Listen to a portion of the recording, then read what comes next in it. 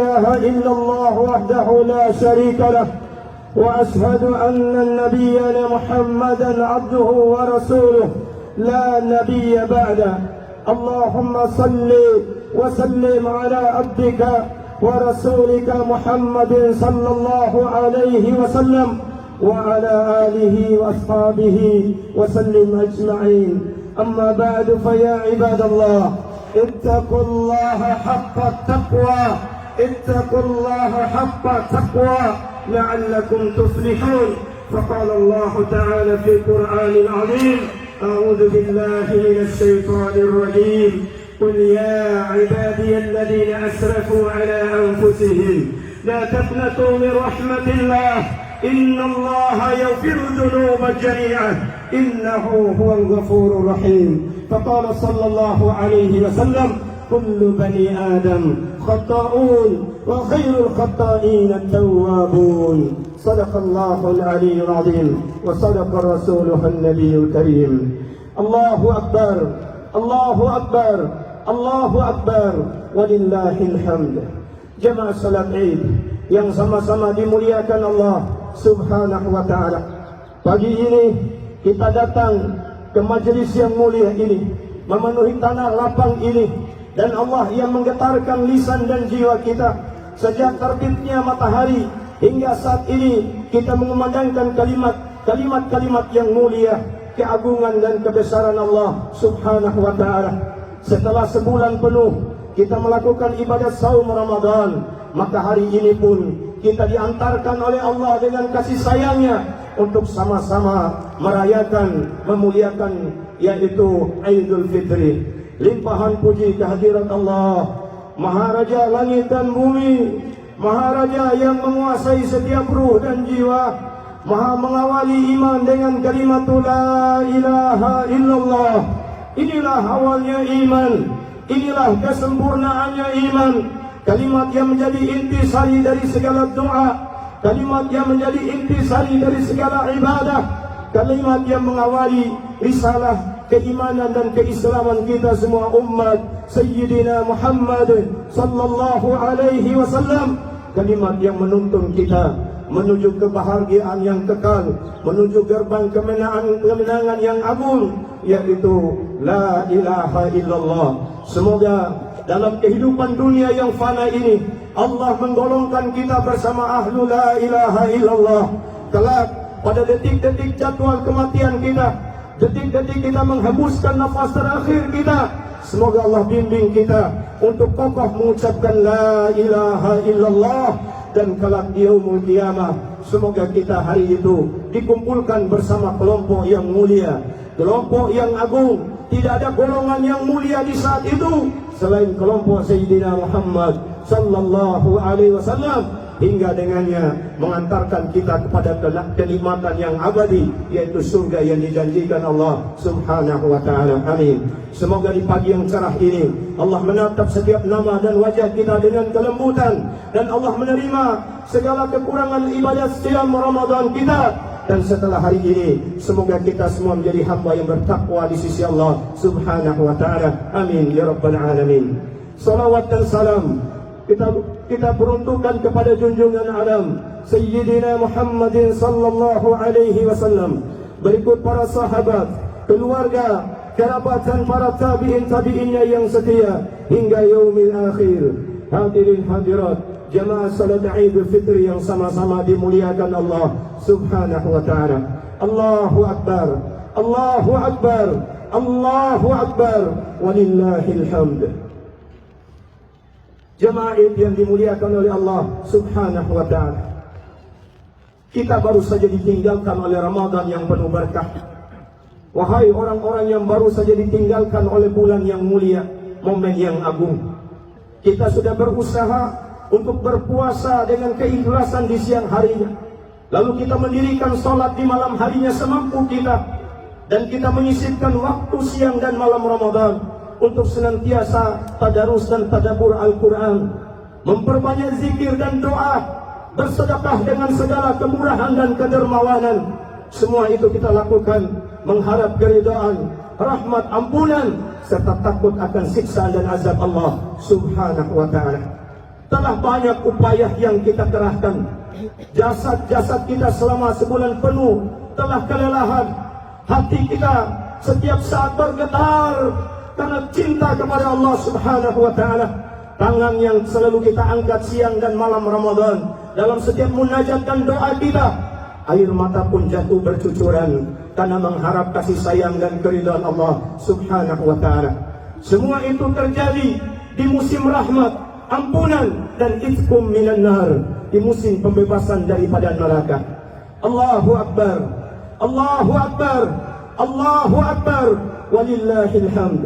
Lalu pagi ini tiba-tiba Ramadan sudah meninggalkan kita semua, berlalu dari hari-hari dan hidup kita semua.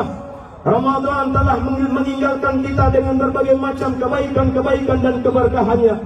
Usia kita pun sebulan telah berlalu, dan kelak Ramadan di pengadilan Allah, ia akan tampil di hadapan kita menjadi saksi yang memberatkan atau meringankan atas apa yang kita perbuat selama sebulan penuh.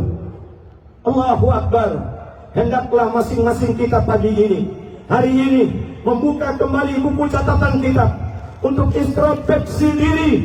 Apa yang sudah kita lakukan selama sebulan Ramadan, dan sejauh mana pengaruh Ramadan terhadap amal perbuatan, ibadah dan perilaku kita. Sudahkah kita meneladani salafus saleh? Hati mereka bergetar, yang jiwa mereka merintih ketika ditinggalkan oleh Ramadan. Mereka takut amal-amal mereka ditolak oleh Allah Subhanahu wa taala. Mereka takut amal-amal mereka tidak diterima oleh Allah Subhanahu wa taala. Demikian yang dijelaskan oleh Allah di dalam Al-Qur'anul Karim surah Al-Mu'minun. Dan orang-orang yang telah memberikan apa yang telah mereka berikan, sementara hati mereka takut kepada Allah, karena mereka tahu bahwa sesungguhnya kelak mereka akan berhadapan dengan Allah di pengadilan Allah, mempertanggungjawabkan seluruh amal perbuatan mereka. Lalu Ummahatul Mukminin Aisyah radhiyallahu anha wa ardhaha, istri Rasulullah, bertanya kepada baginda Rasul yang mulia, "Ya Rasulullah, apakah yang dimaksud ayat ini adalah mereka ahli maksiat, mereka dari golongan pezina, pemabuk, pencuri?" Dijawab oleh Rasulullah, "La ya Aisyah, tidak wahai Aisyah, tapi mereka adalah ahli salat, mereka adalah ahli puasa, mereka adalah ahli sedekah. Mereka takut karena khawatir amal mereka tidak diterima oleh Allah Subhanahu wa taala." Allahu akbar, Allahu akbar, Allahu akbar, walillahil hamd. Jemaah salat Id yang dimuliakan oleh Allah Subhanahu wa taala, selayaknya setiap orang yang berakal, sepatutnya setiap muslim memperhatikan keadaannya hari ini, memikirkan kembali tentang hasil perjuangan selama sebulan penuh, dan mencermati kembali bagaimana hasil puasa kita setelah kita bersungguh-sungguh beramal di siang dan malam Ramadan dengan segala kemampuan yang ada pada diri kita.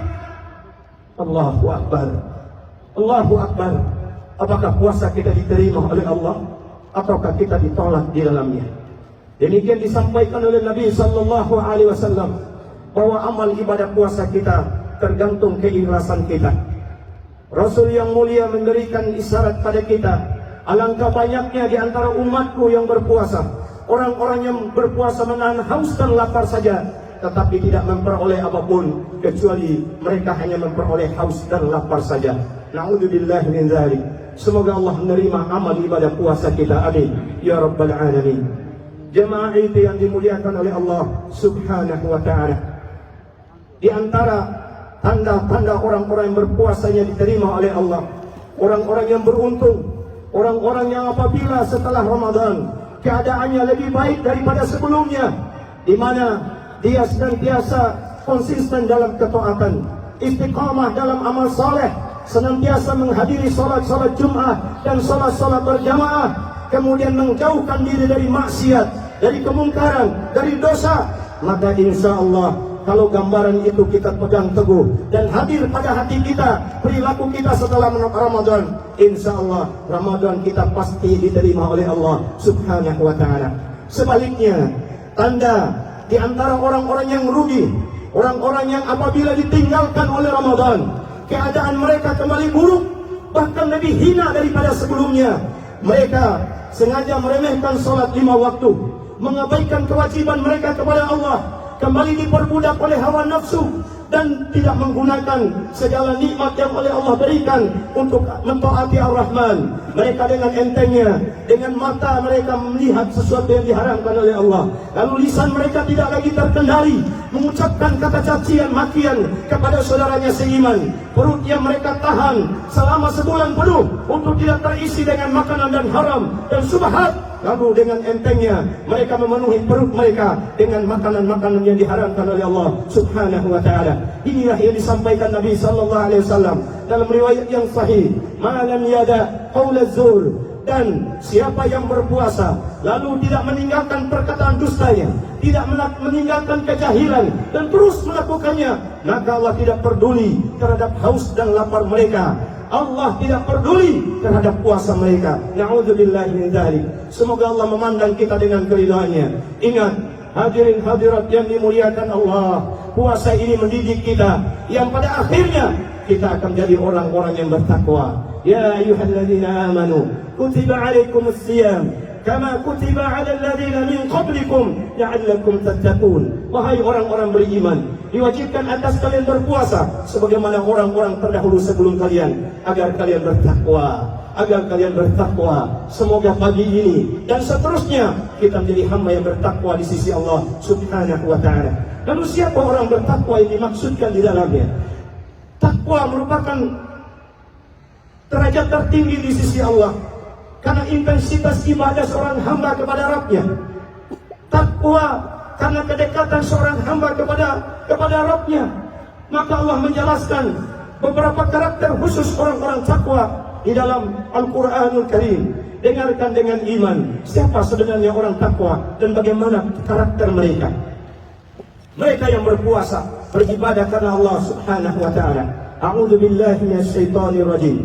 Wasari'u ila maghfiratin min rabbikum wa jannatin 'arduha as-samawati wal ardh u'iddat lil muttaqin alladhina yunfiquna fis sarra'i wad dharra'i wal kadhimina al-ghayza wal 'afina 'anil nas wallahu yuhibbul muhsinin والذين إذا فعلوا فاحشة أو ظلموا أنفسهم ذكروا الله واستغفروا لذنوبهم ومن يغفر الذنوب إلا الله ولم يصروا على ما فعلوا وهم يعلمون. صدق الله العلي العظيم. Di antara orang bertakwa, bersegeralah kalian kepada ampunan Allah dan kepada surganya yang luasnya seluas langit dan bumi. Untuk siapa? U'iddat lil muttaqin, untuk orang-orang bertakwa. Siapa orang takwa? Allah jelaskan karakter pertama mereka, alladzina yunfiquna fis sarra'i wad dharra. Mereka yang gemar menginfakkan harta mereka di jalan Allah di waktu lapang apalagi di waktu sempit. Mereka tidak takut miskin, tidak terjebak dengan bisikan setan karena tamaknya terhadap dunia. Mereka senantiasa menunaikan hak-hak Allah Subhanahu wa taala karena mereka sadar berapapun yang mereka investasikan di jalan Allah, itulah harta yang abadi, harta yang menolong mereka pada detik-detik sakratil maut mereka, harta menjadi cahaya dalam kegelapan kubur mereka, dan harta yang kata Nabi setiap orang nanti di padang mahsyar akan dinaungi oleh harta mereka masing-masing, oleh sedekah mereka masing-masing. Semakin banyak investasi dengan Allah, selamatlah kita. Insya Allah harta kita bawa pulang. Tapi kalau semakin sedikit, kita hanya sibuk investasi dunia, membeli ini dan itu, miliki ini dan itu. Ingat, ketika kita wafat, tidak ada satupun yang bisa menemani kita, yang kembali bersama kita, illal ladzina amanu wa 'amilus shalihat. Karakter pertama orang takwa dermawan. Kalau dia masih termasuk dermawan, senang menginfakkan harta, insya Allah dia ibadah, tetapi dia dermawan. Beliau adalah orang takwa. Tapi kalau dia ahli ibadah, ahli sujud, tapi dia pikir, bakhil, belum termasuk orang takwa. Alladzina yunfiquna fis sarra'i wad dharra. Yang kedua, wal kadhimina al-ghaidha.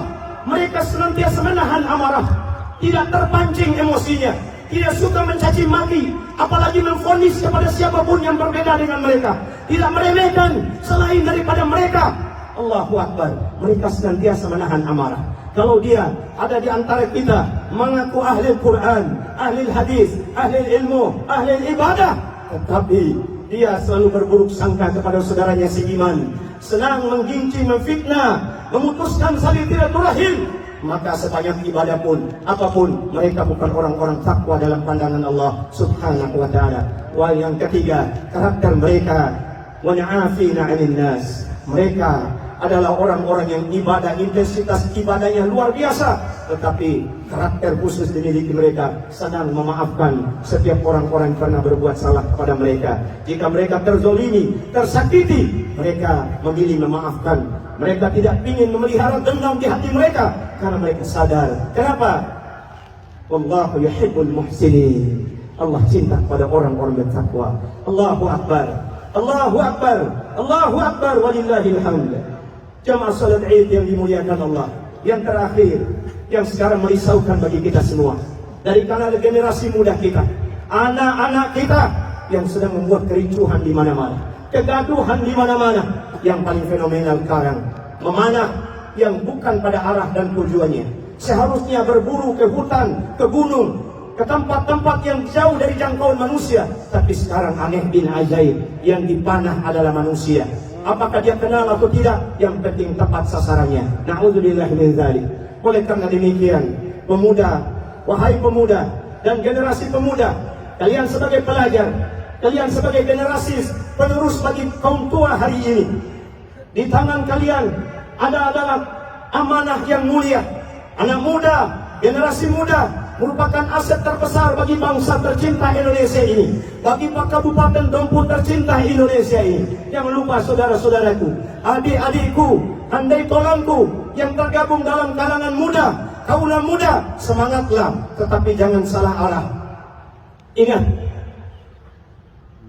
kalian adalah pemegang estafet kekuasaan di daerah dan di negeri tercinta ini. Dia menjadi pemimpin kelak setelah orang-orang sekarang wafat.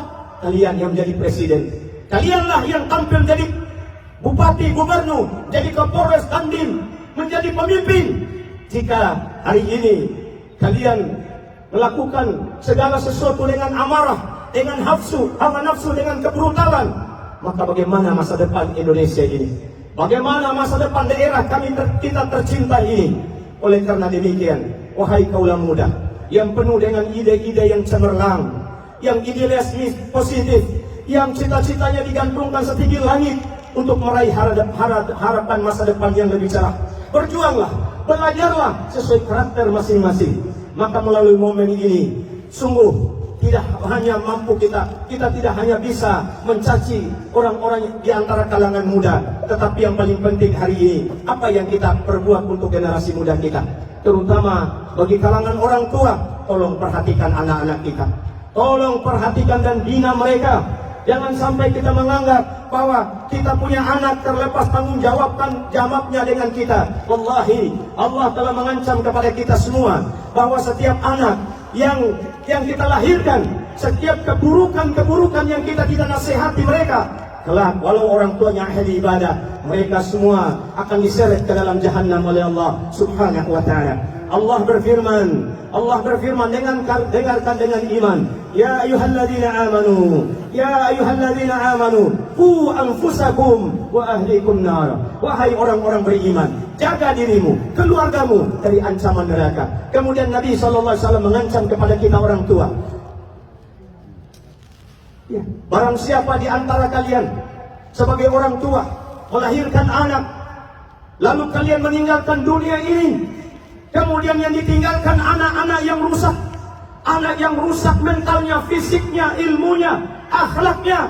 Setiap dosa yang diperbuat oleh anak itu akan ditanggung jawab oleh orang tuanya nanti di pengadilan Allah Subhanahu wa ta'ala.